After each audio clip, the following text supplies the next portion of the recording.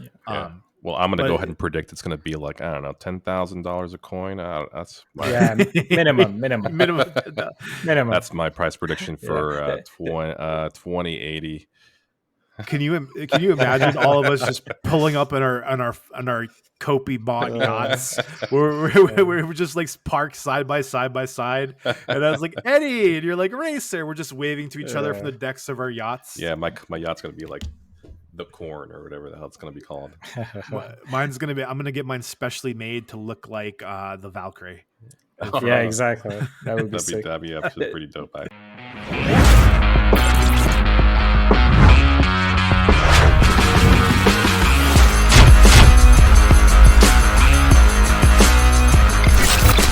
Welcome to Around the Corn, presented by the Knights Guild. Thank you for tuning in once again. Please like and subscribe because we need that in our life. Me and Eddie love the likes and subscriptions. If you want to hear us speculate wildly, and there is a lot to speculate wildly about today, leave your questions in the comments, and next episode we will get to them and we will speculate even wilder. Follow us and the Knights Guild on X. You can also learn a ton about the Knights Guild on Discord and the Guild website. All the links you need are in the description. I'm your host, Faux Hubris. As always, I'm joined by the man who knows where Tupac has been living since he faked his death, Eddie Z. Eddie, let the people know what we got for them. You didn't know I was going to bring Tupac into it. But No, I did not. Man, let the people know what we got for him today, buddy. Yeah, I wish I knew where he was. Let's see. Well, honestly, the rundown's going to be pretty simple. We got tokenomics, and I think tokenomics. It's a tokenomics episode today. Yeah. But there's one thing you're missing. One important thing that we're doing this episode. I am tired of you cheating at racing, so what? I'm bringing your racing nemesis to the podcast as our very first guest host, Racer. Welcome to Around the Corn. Thanks for joining us, buddy. How's it going? Yeah, thanks for having me, guys. This is our first time having a guest host, and we're excited to have you here, man, because you've been killing it on the racing track, and 100%. And plus, your slick sound and accent makes us sound somehow cooler, I think. So, like Oh yeah, really? Yeah. Well, thanks about that. So I think we're over here at the front of the zone today. We're here with Racer, and I don't know if you caught Kopi Bor had a pretty cool episode earlier this week, and he was talking about deathbed meals, like what's your deathbed meal. And his was like a Jimmy John's Italian sandwich. Mine is butter chicken, the Indian dish. I don't know if you like Indian food. I love butter chicken. So that's for me. Racer, do you have a deathbed kind of meal that you would want to have right there?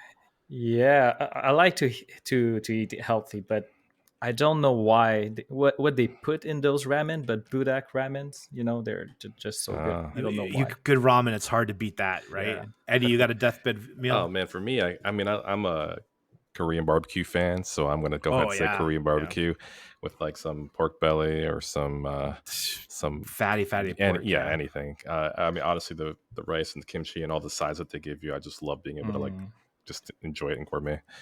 There's this food truck by me that does these like really elaborate egg rolls, and they do a Korean barbecue egg roll, and it's I love it. That's good stuff. So now that we got the important deathbed meal out of the way, let's just jump right into like the tokenomics of it here. Before we do that, I want to just kind of say that none of us are by any means like knowledgeable enough to speak definitively on this subject. We are just here like the rest of you in the community. We just got this pretty crazy tokenomics document, and we're going to be going through it like you guys probably did the first time you read it. We're just going to go through it bit by bit, try to break it down into digestible pieces, talk about the minutia of it, and we going to get a lot wrong. We're just three dudes guessing what the bigger ramifications are of this document. So all right. Well, for my defense, you told me we were talking about racing today. So, that's right. We brought you into because we wanted to talk about the Knights Guild Racing League, and then we got dropped on with this like bombshell of a paper here, and we're like, it's switching it up to tokenomics. So welcome, Racer. Welcome. We drop you right into the fire. It's the bait and switch, man. We just thanks, man. Yeah. Lure him with the racing and then pull him in for the right. Brought you on to try to make us sound smart, but that we've never really succeeded at that. So,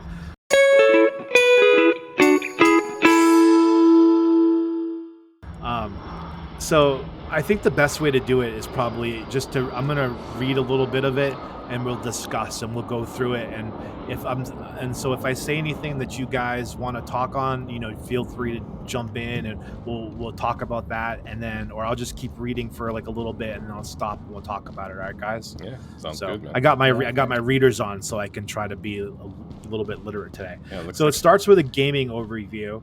I don't. This is not too much information. I don't think we didn't have, but the blockchain-powered gaming platforms have merged as the next significant wave in the world of cryptocurrency, with a growing number of projects leveraging decentralization and on-chain game assets.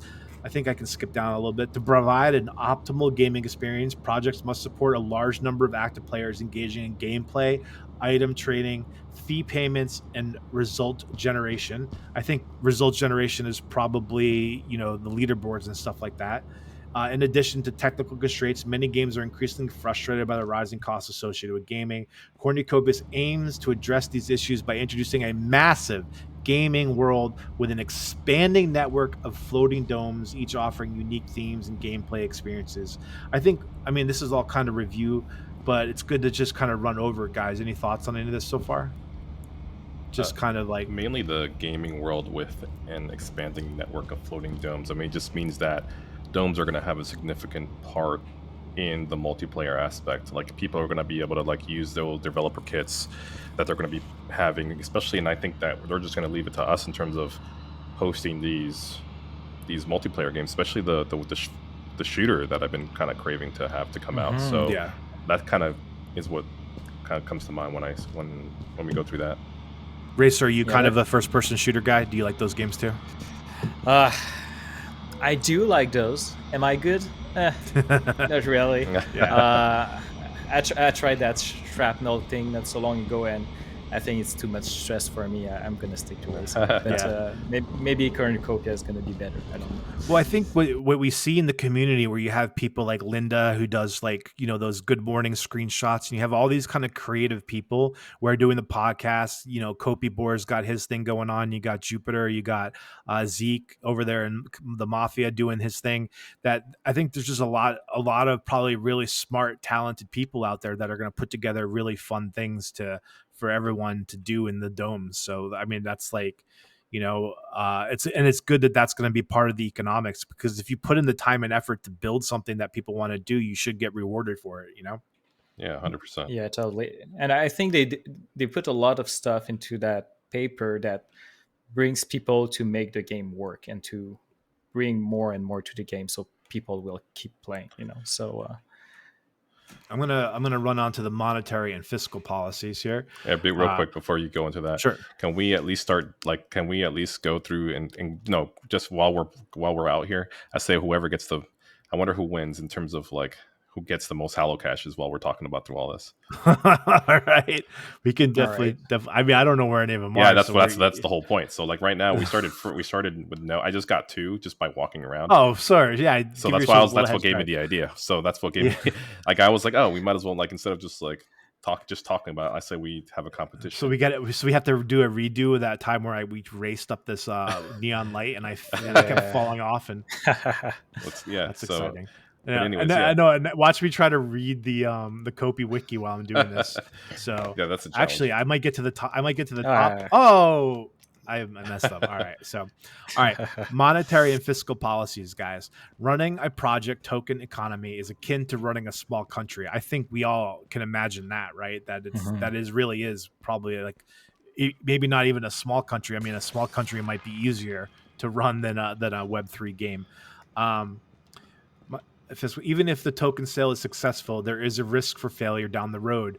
And I think that's a little bit of what you were talking about, Eddie, where what if there's a glitch and someone can keep mining wood endlessly? 100%. I think later on in this they kind of get to a safeguard against something like that, right? Yeah, I mean, if somebody were to go ahead and, I mean, that's what some people make that a thing, like in terms of trying to figure out all the glitches that you can in terms of multiplying a certain resource. And if that's the entire economy. Imagine if you're just out there busting your butt trying to chop some wood. Next thing you know, this one dude just says, "Oh, just do this, hit A, B, up, down, and then call your mom." And the next thing you know, you have all these like extra wood out of nowhere, right? It's just like that just isn't. it's That's insane. no fun. Like, and I just think, yeah, yeah, I think they But even have it. it's gonna happen at some point. Someone's gonna find yes. something. It's just An that, exploit, yeah. And I think that yeah. that's goes back to me saying, like, in terms of they should have some sort of reward system to have a, like, because imagine that some people could get rewarded for finding these type of glitches, because it's a big deal. Like, we're talking, like, if we're trying to get into the hundreds of millions, we're talking hundreds of millions of dollars traversing through, right, the entire economy. Yeah. And this one person exploits it, and next thing you know, it kind of goes rampant. I feel like there should be people out there that if you find the glitch, you should be rewarded for it, and nothing high, right? But hey, here's a reward for being able to find this exploit. Thanks for helping us out, and we're going to close it down. And they can, there have to be some safety like protocols placed in, and I'm glad that they're that's in there. And it took Yeah. a month because they know it's going to happen. Yeah, Yeah. I do agree. So it's only a matter of time. On the other hand, the token's fiscal policy defines possible commercial benefits for the holders of tokens. Those could be any incentives to hold or stake the token instead of just buying the token only to settle a transaction. Those can take the form of discounts, cashbacks, or waiving fees. The bottom line to the token fiscal and monetary policy is aggregate supply and demand and balance. Highly scarce and commercially beneficial tokens can lead to a low market liquidity and higher volatility, resulting in deflationary spirals. So I think that's fancy economic speak for collapsing economies, turning into, like 2008 housing crash, right? So Right. we definitely don't want that. I mean, the thing is that this is the first time. I mean, not the first time, but I mean, it's all new. I mean, they have to put these disclosures just to protect themselves, and anything could happen. It could fall to zero, and the entire game. But at the same time, it's still a game, so they can always, like, try to fix it. Yeah. But I think we've seen it. It's a big challenge. A lot of Web3 games tried it during the last bull cycle, and not many are still there, to be honest. So it's quite a challenge to do. But has any game really tried on this scale, right? Like not to this level, no. Yeah. I mean, they're trying to make it. I don't think so. No, not at this level. I mean, like, the only game that I can think of that has, like, currency stuff, right, are stuff like, Fortnite, which they have the V-Bucks, which is just basically a transaction to buy a particular, skin or just an outfit or a weapon or something like that. That's not even, like, it's not really going to change the game. It's just literally it's just an aesthetic. Is Decentraland anything like I don't know much about that project, but I know people try to play that to make and they have a kind of an economy. Is that anything close to what this is, or is that something completely different? I'm not sure honestly when it comes down to Decentraland. I don't know, maybe maybe familiar with it. Someone more familiar with it in the comments. Yeah, someone in the comments. Is it like Decentraland, or is it like Sandbox? I don't know, because Sandbox I thought is like, that's not a Web3, but I think they have something that's going on with them, I believe, in terms of, like, another in stocks as well, but I wasn't sure if they have their own currency or what's the deal with that in terms of, because people can create games in that thing. It's interesting. The only reason why I asked that, because I remember a while back, I saw Crow do, like, this live with some other people that were, like, kind of anti Cardano people. Oh yeah. And he was like, no, you need to see what we've got going on over here. And they're like, yeah. And one of them was, like, obsessed with Decentraland, and he, like, plays it all the time. So and Crow was saying, like, you need to see what they're doing in Cornucopias, because it's gonna knock Decentraland out of the park. So that's what made me think that maybe it was, like, kind of like a lesser attempted version of building a game economy. I think many people will be surprised, a little bit like Pal World and Helldivers and stuff like that. I feel Cornucopia is gonna come out of nowhere. Yeah, exactly. Yeah, I agree. So introduction to the Kopi token. The Kopi token is the utility token of the Cornucopias ecosystem. There was some discussion in Discord that kind of carried on to this that we can bring up after this. Oh, yeah. But yeah, David was in there talking about, like, maybe there's no more gold in Cornucopias. Maybe it's going to be like something like credits, like more appropriate form of currency. But it seemed like that whole idea of currency was on the table again, at least from what Dave was saying. But he did say later this year, or soon this year, that we're going to have more of an understanding of the in-game currency. So But the token is the utility token in the Cornucopus ecosystem, offering a wide range of features. It plays a crucial role in Cornucopus by facilitating various essential functions. All game-related transactions on the platform, I thought this was a huge sentence, necessitates the use of the Copy token. So here we have it. To play the game, you need to own the Copy token because you want to be able to participate in the economy, and you can't do it without the Copy token. Yeah, and I think we talked a bit about it before the show, but I think the paper is copy heavy, and I think it's a great thing. Yeah, that's a great way of describing it, copy heavy, because we've been NFT heavy and we've been node heavy, but we really haven't been copy heavy because for a lot of reasons. I'm sure it's kind of like a later aspect. You're not going to really talk about the economy in the beginning because that's like a late stage development of the game. But here we are, we're getting like our full supply of copy information. Let's see. Moreover, rewards for activities like staking, providing liquidity, gameplay, and operating nodes are distributing Copy tokens. Staking the token also provides discounts. I thought that was really interesting. Well, they get into that in more detail later on. So, incentivizing adoption, engagement, and governance. These attributes and utilities may be influenced over time by Copy token holders through governance mechanisms. Let's dig into the token economy. So, token economy. This is where we start getting to the juicy stuff. Copy is the core utility token of Cornucopus ecosystem. The token will be structured with a max supply. We all know that. The Copy token facilitates the purchase of goods and services on the platform, grants access to governance through single token staking, unlocks in-game rewards, and provides incentives for liquidity, provides node operators and token stakers. Furthermore, the Cornucopus platform, where users can trade NFTs, including those created by the game, accepts Copy as the exclusive currency for game assets and game-related items. Payments can be made directly by the user or through a third-party app like MoonPay to accommodate fiat users. I mean, there it is. It's all Copy all the time if you're going to be participating in this game. Yeah, I'm curious though if they will have a.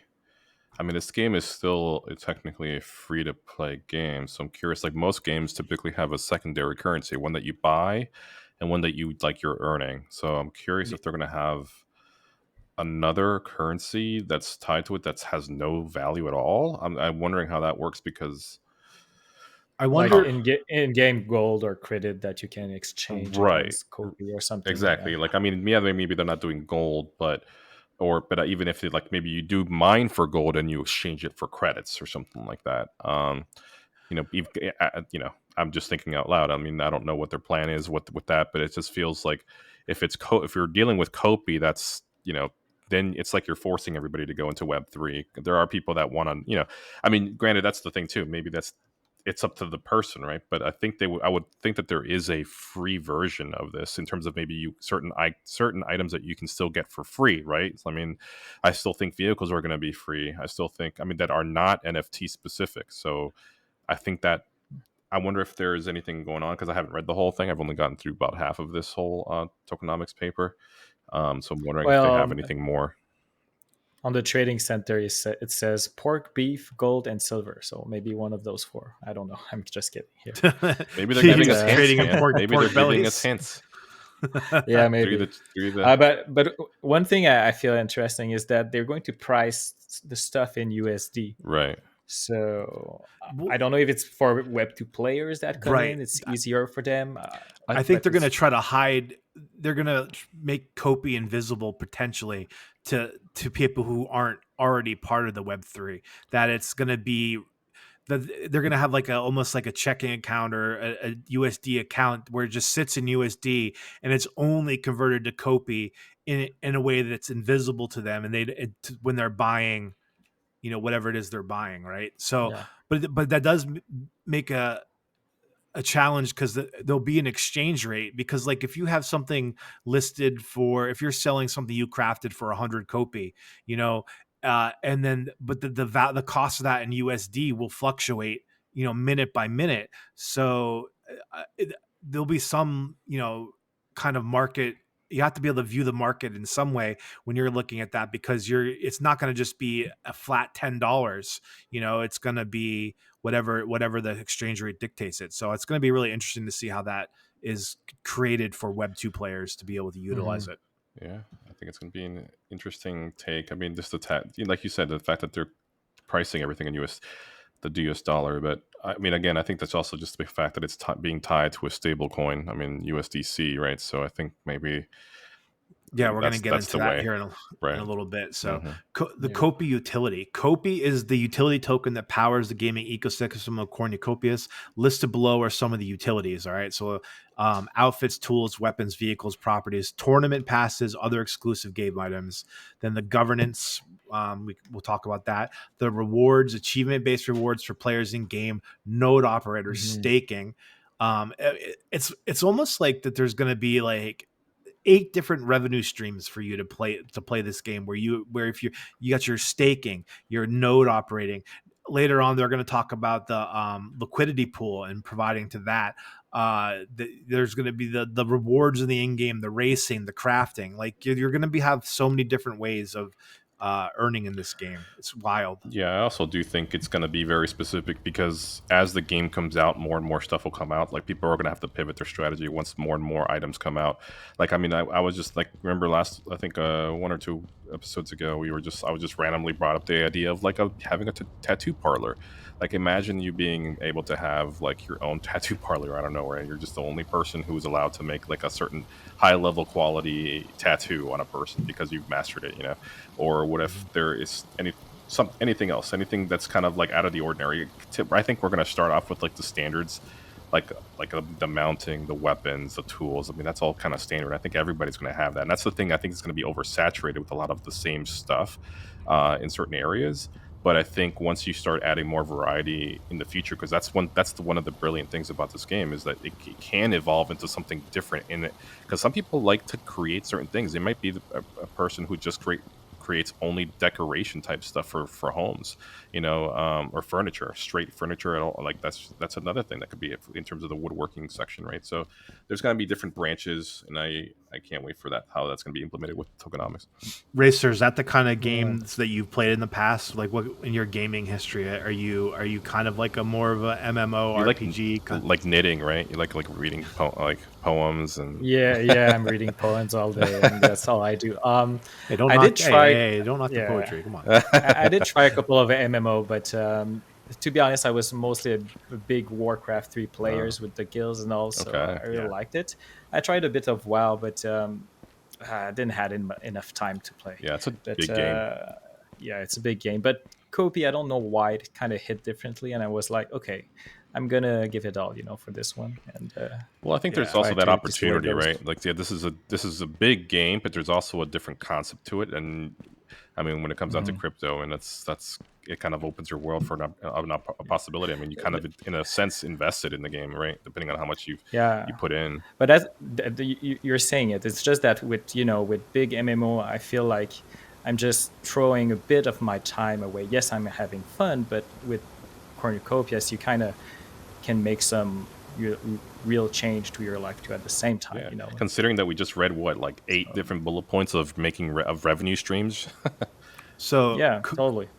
now we're getting into it. Like this is something that I have not seen before. First, have you ever heard of a Soulbound token? No. Okay, so I looked it up. I mean, it's not. I was like, is this something Cornucopias invented? But no, Soulbound tokens are a real thing. It's something that when they create it and give it to you, and they send it to your wallet, it can only ever exist in that wallet. Ah, So okay. it's Hmm. That's so it's similar to like the apes NFTs, the frames. Like once you have a frame, I'm not sure if that's an example of the same thing. Maybe it's like a soul-bound NFT, but it's basically, Mhm. yeah, like you can't move a frame in. I'm not part of the ape society at all. I never owned an ape, but I know the gist because of another DAO that I've been in, and we own apes, and they have all these frames that you can have, and you can upgrade them up to like level 10 or 12. I forget the levels, but then maybe it's only 7 or 8. I can't remember, but then once you transfer stuff out of that wallet, you lose all the upgrades. You have to start from scratch all over again. So I mean, it seems like it's something that exists out there. It's gonna be what I mean. Well, I'll read through it. So here we go. Yeah. Staking is a popular distribution mechanism that allows holders to yield copy. All incentives will be influenced through a governance with annual percentage yield (APY) achieved through interest on the stake paid out in copy distributed from the dedicated reward pool. The platform will provide 3 staking methods. Staking for NFTs, okay, entails locking up designated amount of copy tokens for a specific period of time to earn exclusive NFTs. So you're going to be able to get NFTs that no one else in the game will have if you lock up your copy for 1 month or 3 months or whatever the lockup period is, and earn those rewards. That's that right there really triggered something to me, because it's kind of like where you get into this argument about Cardano. Well, how much does Cardano have? What's the TVL for Cardano? Well, it's really low because we can move our stake tokens whenever we want. Is that a good thing or a bad thing? Well, it's a good thing sometimes, but also apparently it's a bad thing, where you have Ethereum where it's locked up for like 2 years, right? So I think some level of locking up, I would hate it if it's a year, but like if we're talking 2 months, 3 months, even 6 months for like specialized NFTs, I think a lot of people will happily lock up some of their copy for that, which will inevitably put more crunch on supply. Yeah, it's an So incentive. I mean, I think that's similar to what I think Meld did something like that. Meld provided a gold hands NFT, right, or diamonds hands and NFT actually. So people have that, and that's out there. I mean, I want to say their floor is like at 400 ADA. I want to say I could be wrong right now, but I could have it's somewhere around there, maybe 300. But it's still something that people want to get. I mean, yeah, especially the G gens, right? I mean, I would do it. Like I'd have that. It's as like a I guess it also depends on the utility, and maybe is there a utility to it? I don't know. Like, could it be an aesthetic as well that no one will ever have, and I have it. Maybe I have a backpack that has like a diamond, backpack. I don't know. That'd be kind of cool. I think it can become, a kind of a double-edged sword for some people, in terms of, you're investing a certain amount, you really want that NFT, but the bull market, is over, and now everything's going down a little bit and everything, and your copy is there. It's good for the game. It's great for the game, actually. Maybe a bit less for player, or you kind of need to kind of think about it a bit more about long-term investment, which is a good thing, I think. So they talk about it's different. I think this is an estimate. I don't think this is like definitively the number here, but they have a staking for discounts, right? So if you're staking, that's cool. Yeah, so you can earn discounts. This is the example they give. I don't know that this is the final number, but it seems like a reasonable amount. I think a lot of people who have been in Kopi for the down to 3 cents and 4 cents own 19,000 or 20,000 Kopi. So if you stake 20,000 Kopi, you get a 5% discount. That's fantastic, right? 96,000. A 10% discount, 384,000, 15%. And if you want that fat 20% discount, you need to be, a whale maybe, and have 1.152 million Kopi staked. Based on There's some lucky people out there. Yeah, based on these numbers, I'll get a 5% discount. So that's pretty cool. I mean, I think it's also great that they're actually moving into a token version of discounts, because most people do NFTs. And I think this actually helps. This is a good way to do it, to be honest, is using a token versus an actual, like an NFT for you to stake. I like that minimum tokens, amount for the level 1, because it's almost the same amount for the nodes, actually. Yeah. So it's quite cool. I like it. That's a good But point, it's also, I think a lot of people who own, like if you own 100,000 Kopi and you're like, oh, I could stake all of it and lock it up and get my 10% discount, but like maybe you feel more comfortable just locking up, your 20,000. And so I think, if you're sitting out there with 1 million Kopi, maybe you would feel comfortable locking up 384,000, maybe not the whole 1 million for the 20% discount, but it gives you a lot of options, for different levels of ownership. Well, I'm thinking about something here. About the guilds, they do have a lot of tokens. If they get discount, can they give that kind of discount to their member afterward or That's something? a really interesting question right there, because you know who's probably not going to sell their Kopi or all of their Kopi in the bear market or at the peak of a bull are the guilds. They're going to be, just because of their mission, they're going to have to hold most or a good portion of their Kopi. So for them to lock up a million Kopi, if they have that on their in their books, that may not be that, and then they get a 20% discount. They can pass it on to the people in the guild. That could be a huge perk of the Well, people in the guild. maybe not pass it on, but if they buy a couple of stuff, can they sell it back to their community for a certain amount of discounts? Or it could also anything. It could also be seen. I mean, where like the guilds themselves have something within themselves. I mean, to organize, right? In terms of like, they could be like, hey, if you have anything. I mean, I'm pretty sure. I mean, only Faux Hubris over here would know, right? He's in the round table now. He might know some stuff that we don't even know in terms of the tokenomics within the knights in terms of how we're doing our staking. Because I'm sure that the gear started rolling the second this paper came out. It's like, oh, we know more. So there's got to be some structure to it, right? So. I may be in the round table, but I spend all my time working on the lore. I'm writing the guild lore. My head is just give us down, a little nudge if you hear anything on the side. If I do, I will. But I was like, oh man, like if I have to go to when I go to the meetings, I'm just keeping my nose to the grindstone. Hey, know a lot of what's going on. All that matters is that you're a fly on the wall, man. That's true, right? That's all I want to just tell me what's going on with the just between me, you, Racer, and the 7 people watching our podcast. Because I could just see some sort of incentive. I mean, there has to be a motivation for the guild, right? So there has to be things there too. Like, imagine if you're just a entry level on the Knights Guild, you want to be able to have some sort of value, and I think the value goes to the low end, to I don't even know is it just standard knights, or are they squires? What are they? And when they first come into the Knights Guild, do we know? I know we do. Maybe that's something that's going to come up in the round table, is like coming up with titles for levels in the guild, like entry levels or the squires. And then because I just see something that could be done where, hey, if you don't have enough, maybe, or if you want a particular item, we'll use our discount, we'll buy it, and then you pay us, I don't know, like a middleman type of thing, but it's the guild, Mm-hmm.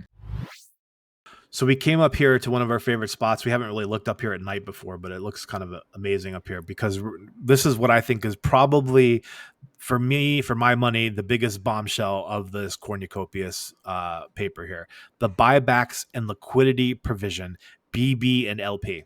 All right. So we're going to go through this one slowly, because I think that this is worded in a way that it's trying to simplify something that's probably way more complex. So let's see what we can parse out of it. The buyback and LP strategy merges the key advantages of both buyback and burn methods with the enhanced value of increased liquidity through buyback and liquidity provision. Rather than burning tokens, they are initially used to provide liquidity for the token on its primary pool, Kopi USDC.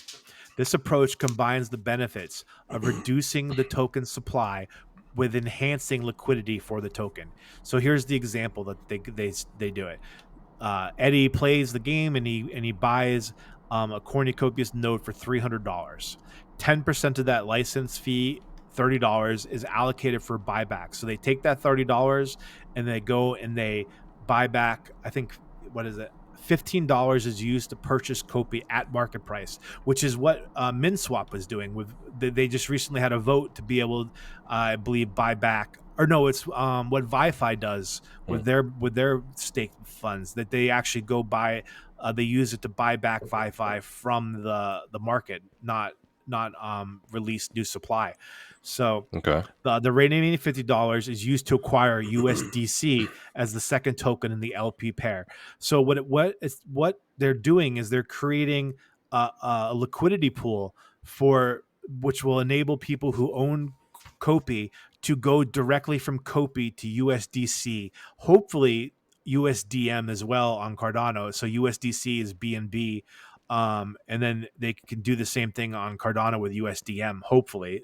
So that would be incredible, because as it is right now, to go to any stable coin, you got to go Kopi to ADA, ADA the stable coin, and by doing so you're adding an extra transaction which adds cost to you, Yeah. right?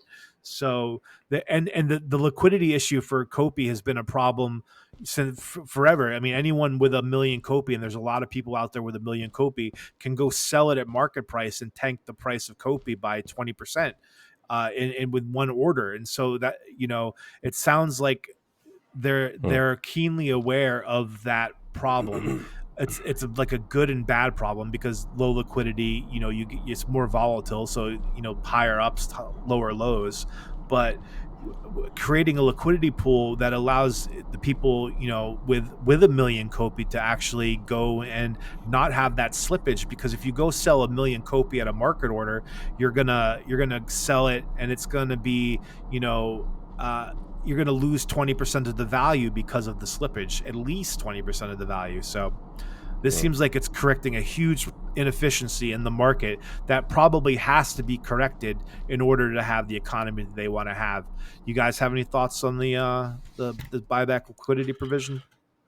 I think someone way higher than our pay grades did that part. So Right. So no, but I concur. I think it's quite wise from the team. We're going to be able to have kind of access in a way to ESDC, from what I understand.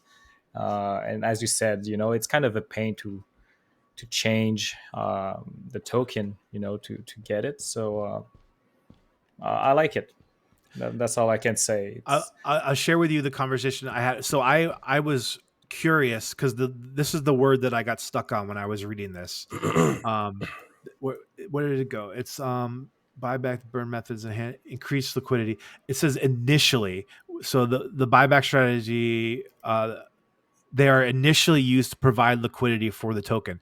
And so to me, what that means is that eventually they will be burned. And so I asked for clarity on that. Will it be initially used to provide liquidity, and then as the liquidity pool saturates, the Kopi and the USDC that goes into the pool will be burned instead of used to add liquidity, because they don't need to add any more liquidity. It's already saturated. And so, and then thus reduce the supply of Kopi. It was interesting, Ben's reply. They said we've had discussions about that, but nothing set in stone. And I don't think they could even set it in stone now, anyways, because you would need to know how the liquidity pool works. Right? You need to see it how live. Yeah. So you would have to see it live, and then down the road, if it's a huge success and they're getting lots of liquidity in there from the 10% fee that they're keeping, then burning may be on the table. So that's interesting to think about. What I can say is I like that it's not just a burning mechanism, because we do see it in other games, and from what I experienced, it more or less works, Yeah. So I like that they have another approach to it. I also feel like burning, though, is kind of like a cheating, right? Because if you have a successful project, the demand for your project should be there, right? And if you're choosing to burn your token, are you in effect saying, like, we are not able to create the demand that we want to create, so we're burning it to artificially make it seem like there's more demand than there really is? And so, like, which was the case for MinSwap, where they instituted a burn because you were getting rewards in MinSwap, and then people were in the Min token, and then they were just selling it right away because there was no reason for them to hold it. And so it was creating selling pressure. So they voted on the burn, and to kind of solve that problem. But if there should have been intrinsic ways to keep, like, the demand up for the token to be more successful. So I feel they are kind of ahead of what's going to happen. Yeah. In terms of, I experience other type of games in the cryptoverse, and really often, they have like two tokens. It's deflation, inflation and everything. The token doesn't have the same value.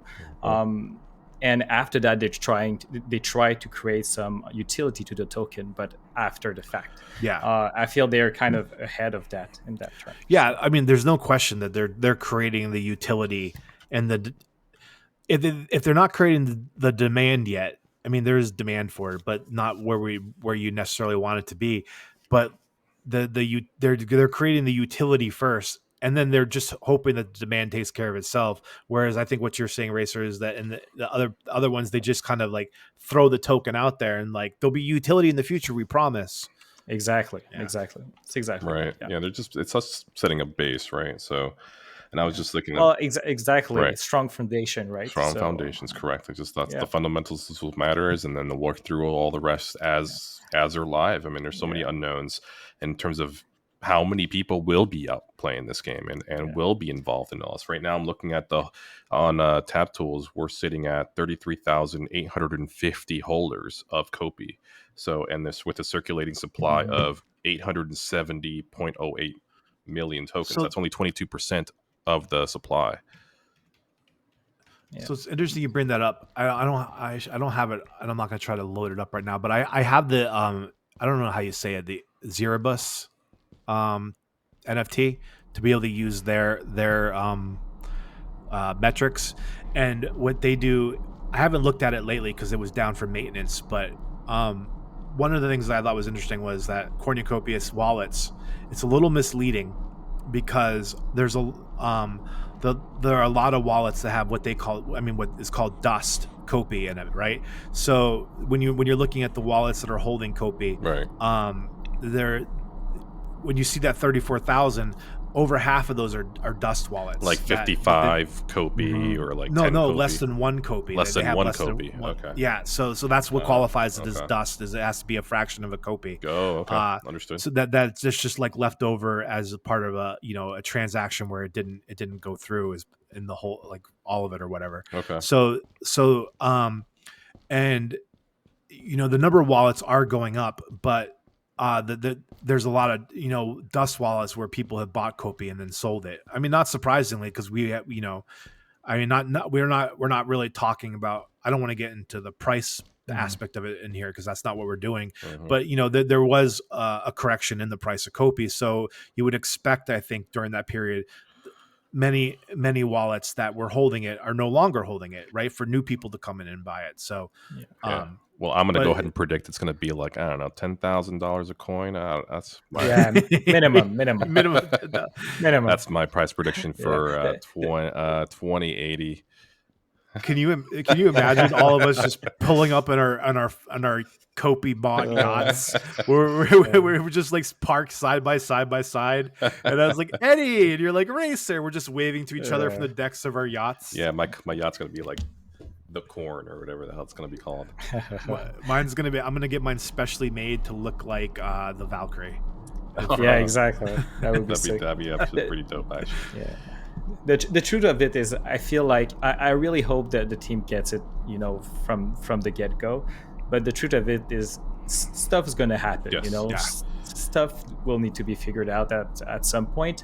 But if they do have a strong foundation, I feel that they'll be able to come through. I mean, yeah, because like I mean, I'm sorry, but games are like it's $1 billion industry, and to just tap at a fraction of it and doing it this way where people can actually make revenue in what we saw, like coming up again, like we saw like 8 different types of revenue, ways to make revenue in this tokenomics so far. I mean, can you only imagine how many more still yet to come and haven't been invented yet, right? Because this is just the base, this is the foundation. So we're going to have a piece of the pie out of that $1 billion industry, right? And it's also kind of trying to fix the whole subscription. I feel like people do subscriptions, they do seasons and do passes. I feel like what we're aiming for is to kind of counter that with a solid base with a token that actually has value. And so that's what they're trying to do. They're trying to change the industry, right? And that's a big deal. And there is no model for it, and we're just speculating as to what's going on.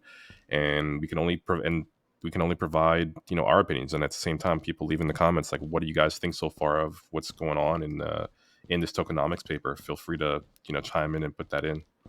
It's got the reverberations of this paper, and Ben said that he's been taking the comments in Discord and things like that, and he's going to make some edits and some clarifications in it. So even over the next week, we're probably going to get like a clearer picture. But I mean, this is going to be the basis right here for discussions, maybe for the rest of this year.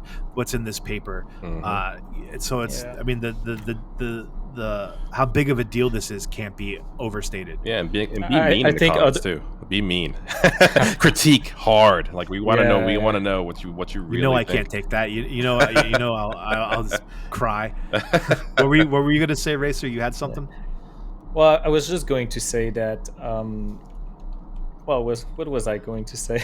Sorry, I took you. Yeah, you got me off guard. I remember.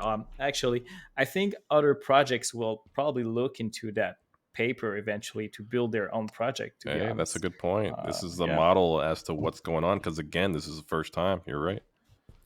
But I mean, in a very small scale with this, what we've done with this podcast, where Eddy and I had to like do a bunch of trial and error and figure things out to be able to get it the way we want it.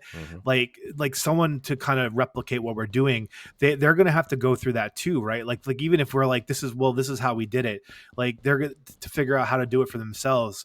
I think the same thing is true for any game. That this just can't be like replicated. You can't like take the Copy wiki and convert it into your own game. That there's going to be pretty far behind. Anyone trying to do this is going to be pretty far behind Cornucopias. I think they're going to have a huge advantage in time ahead of all the other games that are going to try to do this in the future. Yeah, but that's what's nice about crypto. It's the adventure. Everybody's trying to figure it out. So that's right. Challenging and fun. So.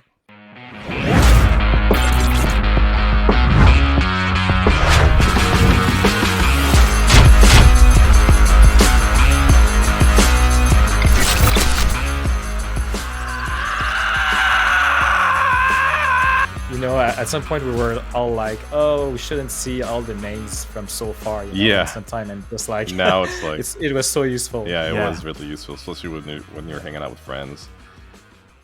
See, now it's there you go. We should complain now. Hey, why'd you take? Why would you not let us see us across the back? What the hell? You don't know what you guys want. Who said that we shouldn't see the names from far away? It's so annoying, right? So somewhere in an office, Josh will just start glitching and be like, "Yeah," they just start like, "Dude, I went off vacation for this."